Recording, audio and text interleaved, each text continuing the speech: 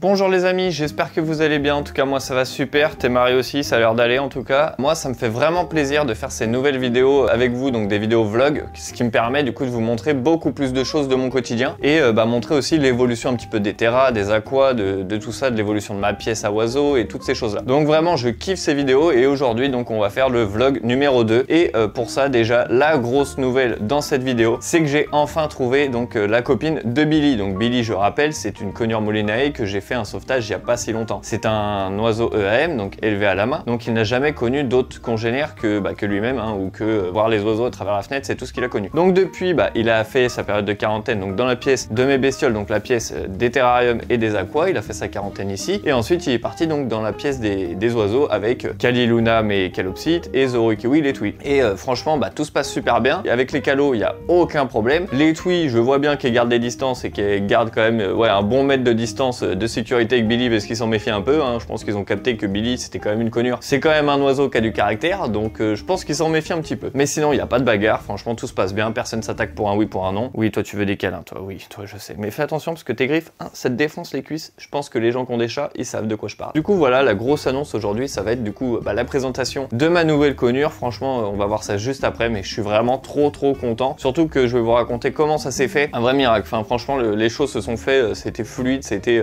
c'était du tac au tac et franchement je vais tout vous raconter, mais c'était vraiment trop drôle. Sinon j'ai quand même fait quelques petites modifs dans la pièce du coup de mes bestioles, donc niveau terrarium et tout ça. Je vais vous montrer un petit peu les 2-3 petites modifs qu'on a, mais dans cette vidéo aujourd'hui on va surtout parler de Cora, plus que donc Cora c'est le prénom de ma deuxième conure molinae, donc la copine de Billy, et je vais vous présenter un petit peu tout ça, plus que parler de terrarium et d'aquarium aujourd'hui. Par contre dans les prochaines vidéos, hein, préparez-vous, ça arrive.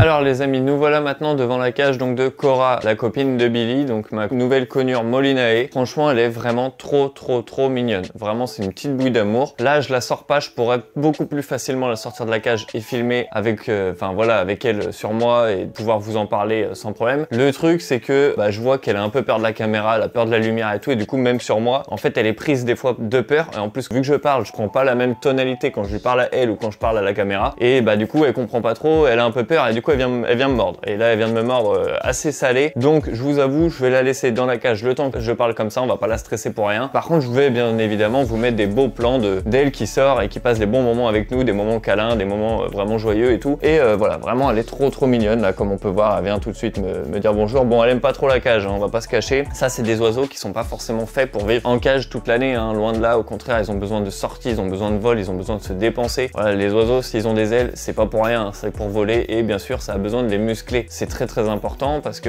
c'est comme si toi tu utilisais jamais tes bras, tu les muscles pas, le jour où tu veux prendre un truc, tu te casses le bras, tu vois. Donc vraiment c'est important pour les piafs. Donc là ce que je vais vous expliquer déjà en premier temps, c'est un petit peu comment c'est possible qu'elle s'est retrouvée du coup à la maison. Déjà faut savoir que donc le 31 décembre, j'ai Matt donc de la chaîne Animoot qui m'envoie une annonce du coup du Bon Coin, qu'il a repéré, et il a vu du coup qu'il y avait une conure voilà sur le Bon Coin, pas très loin, à 10 minutes de chez moi et tout. Donc il m'envoie l'annonce comme ça, petite bouteille à la mer, et puis on verra bien. Moi au final je vois l'annonce, bon je vois le truc et tout, je vois le profil, je me dis ah tiens ça pourra peut-être correspondre, on va envoyer un message et on verra. Au final le 31 donc voilà, moi j'avais le nouvel an le soir même et tout, et en fait ce qui s'est passé c'est que je contacte du coup le proprio, et le proprio me répond très vite. C'est vraiment du tac au tac, il est très réactif, donc ça c'est vraiment cool. Et là du coup toutes les questions que j'ai pu lui poser, il m'a tout répondu. Je lui ai demandé du coup si c'était une femelle, s'il avait bien fait un test ADN, si elle avait déjà vu le veto depuis qu'ils l'ont, quel âge elle a, tout ça. Donc en fait elle a 7 mois, eux ils l'ont eu du coup dès qu'elle a eu 3 mois, parce que dès qu'elle a 3 mois ça finit dans les jardineries, animaleries et tout ce tralala. Donc je pense que voilà, ils ont dû l'acheter là à ce moment là. Alors ces gens là avaient d'autres oiseaux, mais ils avaient des canaris, des inséparables, ils avaient une perruche ondulée, enfin voilà, ils avaient des oiseaux qui étaient quand même beaucoup moins caractériels que celui-là, même si les inséparables, on va pas se cacher que des fois c'est des petites teignes. Mais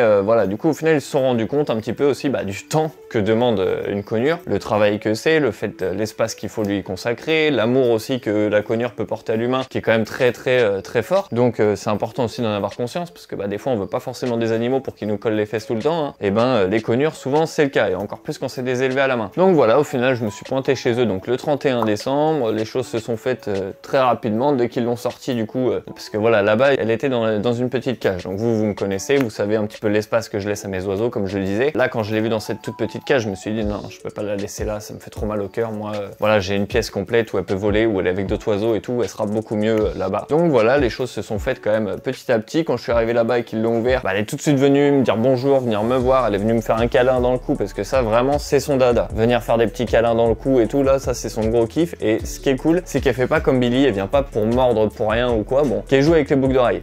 Oui, elle va tester, elle va voir ce que c'est. Mais elle va pas m'arracher la boucle d'oreille, ou elle va pas non plus me pincer l'oreille. Donc ça c'est vraiment agréable. Le niveau du pincement, on sait que les conures souvent ils ont une phase un petit peu au niveau de l'adolescence où vraiment ils peuvent mordiller bien fort. Là bah elle vient de me mordre fort, mais c'est parce qu'elle a eu peur en fait. Elle a eu peur de ma façon de parler, de mon énergie qui était du coup différente que quand je suis au contact avec eux. C'est pour ça que j'ai beaucoup de mal aussi quand même à pouvoir vous parler et en même temps être avec mes piafs, parce que eux ils sentent que j'ai plus la même énergie, j'ai plus la même voilà, le même ton de voix, la même façon de parler, et encore plus si je parle avec mes mains comme là. Là tout de suite eux ils comprennent pas, ils se disent oula, qu'est-ce qui se passe? Papa il a changé, il est pas comme d'habitude, il se passe un truc, et du coup ça va potentiellement leur montrer que bah, ils sont pas très contents. Du coup ils vont venir me pincer pour me faire comprendre, hé, parle-moi comme tu fais d'habitude, tu vois, reste comme je connais pour pas me faire flipper. Donc voilà, ça c'est quand même un point important aussi par rapport à Cora. Et sinon vraiment elle est joueuse, hein, c'est vraiment un petit clown là, comme on peut voir. Elle fait que de faire des petits allers-retours et tout ça là. Elle me réclamerait un peu des câlins, mais bon en même temps elle me becque le doigt. Ça c'est voilà, c'est comme ça. Faut savoir aussi que les oiseaux avec crochu, hein, ça peut vite pincer et faire assez mal. Mais bah là c'est pas comme Billy, il n'y a pas toute une rééducation à faire, parce que Billy il a quand même un bon 1 an et demi, presque 2 ans. Donc là d'ailleurs lui il va arriver avec les hormones qui vont commencer à le titiller. C'est pour ça aussi que je voulais rajouter une conure avant que les hormones de Billy arrivent, pour que justement le mélange entre les deux puisse quand même vite se faire, et bah, la rencontre et tout ça qui puisse vite s'adapter. Sachant que comme je le disais, Billy n'a jamais vu d'autres oiseaux. Elle, bah, elle avait un mâle apparemment avant, qui apparemment est décédé et tout, donc bref, je sais pas trop les conditions. Mais en tout cas, elle est ici, et franchement c'est un amour. En tout cas nous on la kiffe vraiment, Ja et moi vraiment on est en extase avec, on kiffe de fou. Donc pourquoi maintenant elle est dans cette pièce et qu'elle est pas dans l'autre pièce avec les autres? Je l'ai déjà expliqué dans la vidéo de Billy du coup vous pouvez aller voir. J'explique en fait, c'est que je fais toujours une quarantaine avant de... Oui Théma. Oui, toi tu veux de l'attention, tu veux des câlins, voilà, comme d'habitude. Mais voilà, en fait, je la mets donc dans cette pièce ici pour lui faire une genre de quarantaine. Alors je dis une genre de quarantaine parce qu'on va pas se cacher, je fais pas une vraie quarantaine, sinon il faudra que je change de vêtements à chaque fois que je rentre dans la pièce, à chaque fois que j'en sors, que vraiment je m'occupe de mes oiseaux en premier et après d'elle. Et bref, pas se cacher, j'ai pas non plus une maison de fou furieux avec des emplacements et tout différents, des pièces différentes. J'ai qu'un petit appart, je suis comme tout le monde. Au bout d'un moment, je la mets quand même dans une autre pièce pour essayer de faire attention qu'il n'y ait pas trop de contamination au cas où qu'elle soit malade. Donc là actuellement je l'observe énormément pour voir s'il n'y a pas de symptômes, s'il n'y a pas de trucs bizarres, si voilà, si elle se comporte bien et tout, et si au moindre petit symptôme, vétérinaire direct, et on règle le problème quoi. Surtout que là chez les oiseaux, les maladies sont très facilement transmissibles et sont assez vénères. Donc entre eux ils pourraient vite se contaminer si jamais elle a une maladie. Donc je préfère quand même faire attention. Là pour le moment je vois aucun symptôme, je vois rien de spécial. Donc pour le moment je dirais que ça va. Maintenant voilà, ça peut très vite changer aussi, tout ça. Donc moi je vais voir en fonction de son comportement et comment ça se passe aussi dans l'autre pièce avec les autres piafs. Maintenant, si j'ai fait ça aussi, c'est pour elle. C'est aussi parce que bah, déjà le changement de cage et changement de propriétaire et tout ça, elle a déjà beaucoup de choses à découvrir et à apprendre. Donc même pour les animaux, par exemple Thémarie, je sais que voilà, Thémarie, elle, bon,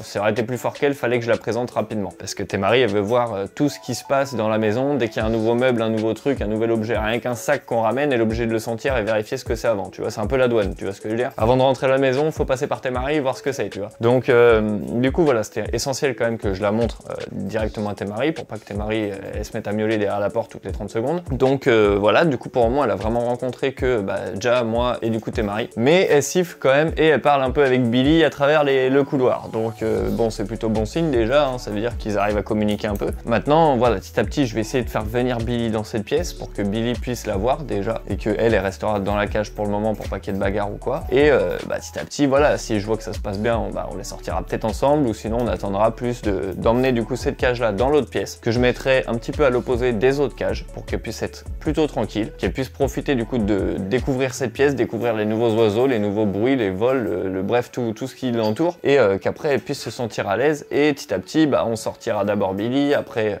Cora, après Billy, après Cora, bon les autres aussi, hein, Kali, Luna, Zoro, Kiwi, il faut bien que tout le monde apprenne à la connaître et que tout le monde puisse la jauger et tout ça, tu vois. Donc ça c'est très important, et donc c'est ce qu'on va faire dans les prochaines étapes. Donc pour ça tu peux me suivre sur Instagram, TikTok, je vais essayer de mettre des stories, je vais essayer de mettre un petit peu plus en temps réel tout ce qui se passe du coup voilà, entre eux deux, entre tout le monde, entre tous les piafs, et comme ça l'objectif après c'est du coup d'enlever la cage ici. Une fois qu'elle sera là-bas, ici on retrouve une pièce sans oiseaux, sans rien, et c'est bon, on pourra refaire de la terrario et de l'aquario vraiment à fond, parce que bah voilà, hein, prendre une cage comme ça, comme on peut voir, ça prend quand même de l'espace. Donc pour le moment je l'ai mis ici, mais une fois qu'elle sera là-bas, et ben ce sera quand même beaucoup plus pratique pour tout le monde. Maintenant ce que je voulais vous dire aussi, c'est que là en ce moment avec mon cousin, je suis aussi en train de travailler sur une cage du coup fait maison, donc bon en bois, en grillage, voilà, avec les matériaux qu'on connaît hein, et qu'on peut utiliser. Donc là je suis en train de faire ça, donc ça ce sera sûrement dans la prochaine vidéo où du coup on verra l'installation de la nouvelle cage, comment la monter, tout ce qu'on a fait et tout ça. Donc vraiment ça va être une dinguerie, en tout cas pour la prochaine vidéo. Donc voilà pour la petite Cora, franchement elle est trop mignonne. Qu'est-ce que je peux dire de plus sur elle? Bah si, franchement hyper mignonne, hyper drôle, on sent qu'elle a de l'attitude aussi. Des fois c'est drôle parce qu'elle se met un petit peu la tête baissée comme ça, elle redresse bien son dos et elle avance comme ça un petit peu sur le côté en nous regardant. C'est vraiment trop drôle quoi, c'est pas comme Billy, pourtant voilà c'est deux conures, hein. Mais Billy lui c'est un rentre-dedans, on sent que lui, il se passe quelque chose, vas-y je vais voir. Aucune peur. Elle est un peu plus peureuse, mais c'est plus côté sécurité, où elle va se méfier, elle va faire attention, elle va plus observer, après elle vient d'arriver, donc c'est normal, hein. Mais vraiment, elle est trop drôle et trop mignonne. Après, elle réclame facilement le câlin, tout ça, autant que Billy. Franchement, les deux, ils ont vraiment pas peur de la main. Après, voilà, Billy, lui, je le laisserai pas forcément trop faire des câlins par là, parce qu'au bout d'un moment, il va me becter mes grains de beauté, ou un bouton, ou un truc. Alors que elle, vraiment, elle peut se mettre dans mon cou, faire des câlins, c'est vraiment trop mignon quoi. Donc j'ai hâte de voir les deux. Maintenant s'il y en a qui se posent la question aussi entre les deux, Billy, lui qui mord assez fort et qui du coup bah pareil niveau de la toilette, comme les deux étaient chacun seuls, en fait les deux ont beaucoup de tubes de kératine au niveau de la tête, parce que je le rappelle, mais les plumes quand elles poussent, et ben en fait elles poussent mais ça fait un tube de kératine. Donc la kératine c'est comme les ongles, hein, c'est pareil. Du coup tout un tube en fait qui pousse, et au bout d'un moment avec leur bec en fait ils viennent l'éplucher en fait, complètement le détruire ce tube de kératine, et là il y a la plume à l'intérieur qui va s'ouvrir. Malheureusement comme ils sont seuls, bah ils galèrent, ils peuvent pas trop, donc avec leurs pattes ils sont comme ça en train de se gratter ou trucs comme ça, mais ils arrivent pas à bien enlever les tubes. Donc là les deux vont sûrement, une fois qu'ils vont comprendre qu'ils ont tous les deux un intérêt commun d'être potes, bah ça se trouve ils voudront se faire la toilette. Et c'est là où ça peut peut-être bloquer, parce qu'entre Billy qui gère pas sa force et bah, les deux qui ont des tubes de kératine et qui ont besoin du coup de l'autre pour se nettoyer, comme je le disais dans la vidéo de Billy, bah du coup voilà, Cora, je pense qu'elle a quand même un peu de répondant, parce que quand moi je lui enlevais les tubes de kératine et que je lui nettoyais avec le doigt, elle me laissait faire si je lui faisais pas mal, mais dès que je lui faisais un petit peu mal, bim, elle me mettait un coup de bec et c'est bon, elle me faisait comprendre que là je lui avais fait mal. Donc je pense vraiment que Billy, elle va le remettre un peu à carreau, tu vois, elle va le remettre un peu à sa place, tranquille et tout, mais voilà, elle a quand même un peu de répondant. Donc elle est gentille, mais voilà, faut quand même pas trop la faire chier quoi, la petite Cora, tu vois ce que je veux dire? Donc vraiment ça risque d'être vraiment mignon pour la suite. J'ai vraiment hâte, mais vraiment hâte que Billy puisse la voir et que elle voit Billy aussi, hein. Et vraiment j'ai encore plus hâte de tous les voir dans la pièce jouer ensemble avec voilà, les calots, les Twi et les conures. Alors je sais que beaucoup m'ont dit oui, on devrait pas mélanger conure et Twi ou conure et calot. Alors dans la théorie je suis entièrement d'accord avec les personnes qui disent ça, parce que c'est vrai qu'on mélange pas forcément deux espèces comme ça sans réfléchir ou quoi que ce soit, surtout qui sont pas forcément du même milieu. Maintenant les Twi et les conures, bon, elles viennent quand même toutes les deux d'Amérique du Nord, Amérique du Sud pardon, mais au nord de l'Amérique du Sud, bref, on s'est compris. Donc les deux viennent quand même un peu du même endroit, mangent à peu près les mêmes choses, donc je pense que d'ailleurs c'est pour ça que les Twi ont vite capté que Billy il avait un caractère un peu bien trempé comme eux. Maintenant c'est sûr que les calots, bah les calots c'est en Australie, donc oui là je suis d'accord que les calots dans le mélange, elles avaient rien à faire là-dedans, tu vois, je suis d'accord. Maintenant faut aussi prendre en compte que chaque spécimen est différent. Ok, il y a les codes de l'espèce, l'espèce elle va avoir vraiment des codes et une façon de vivre et un comportement assez carré, mais derrière il y a aussi chaque spécimen. C'est que comme là je viens de le dire, Billy lui c'est un rentre-dedans et tout, alors qu'elle elle va réfléchir avant d'agir, tu vois. Donc vraiment chaque spécimen a son caractère et ça faut vraiment le prendre en compte. Kali lui il a été EAM, donc avec Billy bah ça se passe très bien, il n'y a pas de problème, tu vois. Et Luna, elle, qui est plus EPP, donc beaucoup plus sauvage, qui a vraiment les codes de ses parents, bah elle reste beaucoup avec Kali, même si Kali, des fois, il comprend pas trop pourquoi elle est autant en train de lui coller les fesses. Mais vraiment, c'est voilà, c'est quelque chose. Faut prendre en compte chaque spécimen, chaque caractère, tout le monde est différent et chaque espèce, des fois, peut coller. Moi, j'ai déjà vu une perruche ondulée faire copain avec un inséparable. C'est pareil, il n'y a pas de logique à la base, tu vois. Mais si les deux spécimens s'entendent bien, les deux peuvent cohabiter, les deux s'entendront bien et ça veut pas dire qu'il y aura un clash à un moment donné. Donc c'est sûr que si tu présentes pas, que tu fais pas toutes les étapes d'acclimatation comme là je suis en train de le faire, bah ouais, tu risques d'avoir des problèmes. Si tu prends des nouveaux piafs, tu les fous comme ça dans la cage avec les autres, si en plus ils ont pas un accès extérieur ou quoi, c'est sûr qu'il y aura un clash. Tu mets deux conures ensemble comme ça dans la cage qui se connaissent pas, il y aura baston parce que les deux vont pas se connaître, les deux vont pas se comprendre. Il y a quand même une acclimatation à faire petit à petit et des étapes à respecter pour mettre toutes les chances de ton côté pour que ça se passe bien. Donc moi c'est ce que je fais, c'est pour ça que d'ailleurs aujourd'hui j'arrive à maintenir des calots, des tweets et des conures ensemble. Maintenant je suis pas à l'abri qu'il n'y ait pas un clash un jour, hein, mais avant tout, avant de les mettre vraiment ensemble, je check tout, je surveille tout, je regarde comment agit un tel avec un tel avec un tel. Vraiment je connais tous mes oiseaux par cœur, donc là-dessus je peux pas me planter quoi. Donc j'ai vraiment hâte maintenant de la remettre dans l'autre pièce et je suis vraiment trop content de pouvoir vous la présenter, hein. Je vous avais dit que voilà, l'objectif c'était de trouver une copine pour Billy, et ben ça y est, c'est fait. Donc vraiment 2025 en tout cas, j'arrête pour les piafs. Maintenant je dis pas que voilà, ma porte est toujours ouverte quand même à des sauvetages, à de l'aide ou voilà, de l'entraide et tout ça. Mais moi en tout cas, moi personnellement, mes oiseaux à moi, c'est bon. Là j'en ai 6, je m'arrête là. Bon les amis, j'aimerais en profiter pour vous montrer un petit peu ce petit terrarium là que j'ai réalisé. Donc c'était un petit de 30 sur 30, hein, c'est vraiment un tout petit terra. Là je l'ai fait en petit paludarium, donc ça je l'ai pas filmé, je l'ai pas fait en vidéo parce qu'à la base je m'attendais pas à un résultat comme ça non plus. Je voulais juste faire un petit terra en fait pour placer mes bébés crabes vampires qui sont dans le gros palu au-dessus. Qu'est-ce qu'il y a Cora ?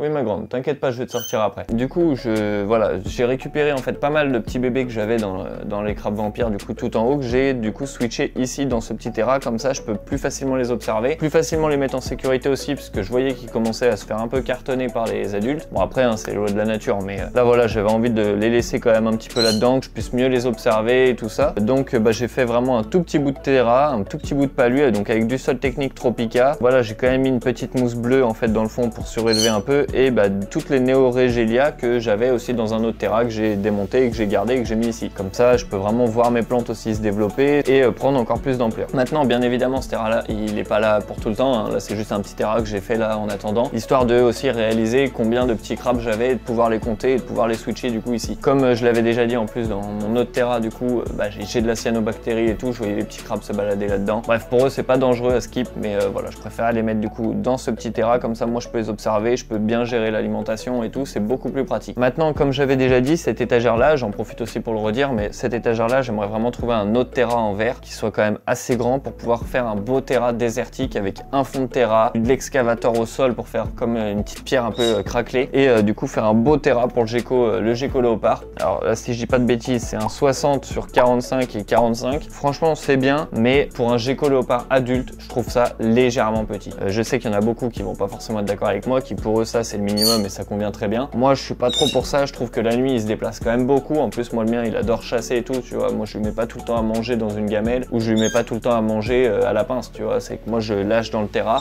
et bah, le gecko léopard il va faire sa vie, il va chasser et tout. Donc c'est quand même plus intéressant quand il a un peu plus de surface. Et en plus de ça j'ai quand même autre chose à tester. Donc c'est voilà un prototype qu'on m'a envoyé en fait de distributeur de grillons. Donc là on m'a envoyé ça, donc c'est un distributeur de grillons automatique. Donc ça franchement pour toute l'année, bon voilà, je trouve que c'est pas une super belle pièce dans ton terrarium, ça fait pas hyper naturel et tout, donc pour toute l'année je vois pas trop l'intérêt. Si t'es là et que tu t'occupes bien de ton lézard et que tu lui donnes bien tes grillons et tout, je vois pas trop l'intérêt. Par contre un truc où ça là, c'est un bangers, mais c'est un bangers de fou. Pourquoi? Parce qu'en fait c'est une petite entreprise et tout qui se sont dit tiens, pour les vacances c'est chiant quand faut donner des grillons à nos animaux, voilà, nos femmes elles ont un peu peur des grillons et quand on est en déplacement ou qu'on est quelque chose comme ça, et ben voilà, nos femmes elles veulent bien changer une gamelle d'eau mais elles veulent pas toucher aux grillons, donc on fait comment? Et ben ils ont inventé du coup voilà un distributeur de grillons, donc ça vraiment c'est trop pratique. Donc comme on peut voir, de toute façon je le remontrerai, hein. Là je vous le montre parce que là il était sous mon nez et tout, je me dis autant vous le montrer, mais voilà en gros il y a des cases comme ça et en fait ce truc va tourner tous les jours. Donc là là il y a un programmateur avec des touches et tout, hein, il y a tout pour programmer. Mais en gros, voilà, là on va pouvoir mettre la petite gamelle avec juste la petite bille d'eau, de la gélatine,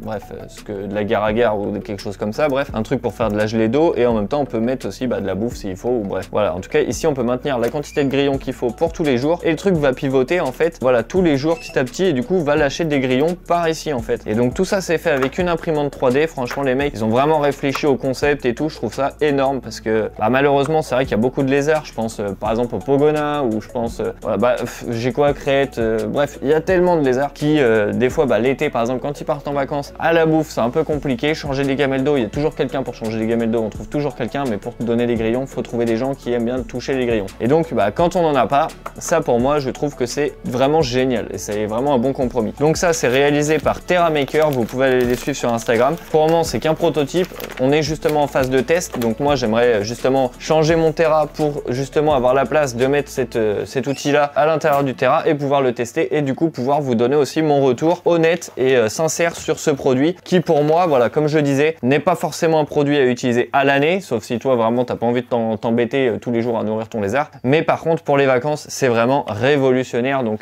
hâte de tester ça. Bon les amis, sinon je vais vous glisser quand même quelques petites informations là sur l'aquariophilie, la petite batterie là qu'on est en train de préparer. Bon le bac là franchement depuis que j'ai mis les petites crevettes là qu'on a vu dans la dernière vidéo, c'est le top du top. Bon malheureusement j'en ai perdu une, du coup là j'en ai plus que deux. Alors bon je sais pas trop pourquoi, parce qu'elle allait super bien les 3 premiers jours, et après je l'ai retrouvée sur le dos, peut-être que c'est l'âge aussi, hein, je sais pas. Peut-être que le transfert, voilà, elle a peut-être pas aimé l'acclimatation, j'ai peut-être été un peu trop rapide, je sais pas. Mais en tout cas là j'ai toujours 2 crevettes de vivantes du coup dedans, donc des crevettes orange, orange ou jaune, bref vous les appelez comme vous voulez, mais en tout cas elles m'ont fait un nettoyage mais de dingue, donc vraiment c'est beaucoup trop stylé. Là il n'y a plus toute la mousse qu'il y avait sur la racine, tout ça, même voilà toutes les petites algues qui pouvaient commencer un petit peu à se développer, elles ont vraiment tout becté, pourtant elles sont que 2 hein. Donc vraiment j'ai eu la meilleure idée de faire ça. Donc là je suis toujours à la recherche de mon combattant, franchement j'ai trop hâte, j'ai déjà une petite idée, j'aimerais vraiment un petit combattant koi qu'ils appellent ça, donc c'est rouge, blanc, des fois un peu de bleu ou quoi, vraiment trop stylé. Donc j'aimerais en avoir un rouge en fait pour vraiment faire un beau contraste et que vraiment ils ressortent de l'aquarium, ce serait vraiment une grosse dinguerie. À côté j'ai pas refait les tests depuis du coup la dernière fois, faut quand même que je le refasse, mais bon pour le moment je laissais un peu l'aquarium se développer, hein. De toute façon on va bientôt aller chez l'éleveur et tout, comme je vous disais, on va pouvoir voir vraiment un bête d'élevage de crevettes, et surtout je vais pouvoir revenir donc avec des crevettes de là-bas. Donc vraiment ça va être une dinguerie, on pourra du coup bientôt mettre ça ici. Et sinon je tenais aussi à vous dire que les menthes aient grandi, hein. Là je les vois là donc j'en profite pour vous le dire, mais les menthes aient grandissent, franchement super bien, je kiffe de fou. Sinon donc ce que je voulais vous dire aussi, c'est la semaine prochaine on se retrouve pour une nouvelle vidéo vlog, mais cette fois on construit la cage du coup pour les conures. Pour le moment on va dire la cage de Billy, mais vous l'aurez compris, l'objectif c'est que Cora après rejoigne Billy dans la même cage, et comme ça ce sera top, et ce sera, je le rappelle, des cages que pour la nuit, parce que la journée ils ont toute la pièce. Donc on se retrouve la semaine prochaine pour ça, et peut-être d'autres aventures aussi qui pourraient se passer dans la semaine avec mes terras ou quoi. De toute façon maintenant je vous explique tout, au fur et à mesure de ce qui m'arrive. Dès qu'il se passe un truc dans un terra ou quoi que ce soit, je le filme et je vous le mets du coup dans une vidéo comme celle-ci, une vidéo vlog. Là c'était vraiment l'arrivée de Cora, et franchement je suis vraiment trop heureux de l'avoir. Donc vraiment pour les piafs on est au top, et je te dis à la semaine prochaine. Surtout n'oublie pas de t'abonner à la chaîne YouTube, ça vraiment ça va me donner un max de force, de lâcher un petit pouce bleu si t'as kiffé cette vidéo, parce que ça va bien référencer la vidéo, et surtout rejoins-moi sur Instagram et TikTok, parce que là-bas on est quasi en direct. Donc les amis, tous ceux qui ont regardé la vidéo jusqu'au bout, je vous dis un grand merci, mais vraiment un grand merci, et je vais te dire à la prochaine.